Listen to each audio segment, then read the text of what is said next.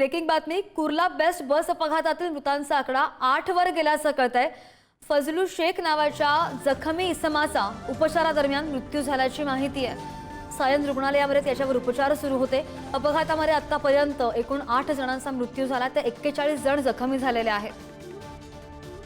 अधिकची माहिती घेऊन आमचे प्रतिनिधी धनंजय दळवी आपल्यासोबत आहेत। धनंजय, 7 मृतांचा आकडा होता, आणखी एकाचा मृत्यू झाल्याचं कळतंय आणि 41 जण जखमी आहेत अशी ही माहिती येते। श्रद्धा, आपण जर पाहिलं तर कुर्ला या ठिकाणी झालेला हा बेस्टचा दुर्दैवी अपघात आणि यामध्ये 7 जणांना आतापर्यंत आपला जीव गमवावा लागला होता। मात्र अनेक जण हे उपचार अनेक रुग्णालयांमध्ये घेत होती।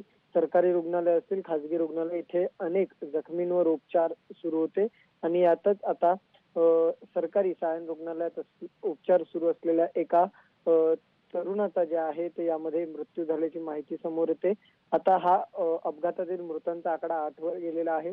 फजलू शेख या नावाच्या इसमाचा या उपचारादरम्यान मृत्यू झालेला आहे। एकंदरीत या संपूर्ण घटनेमध्ये आतापर्यंत 8 जणांना आपला जीव गमवावा लागलाय, तर जखमींचा आकडा जो आहे तो 41 होता।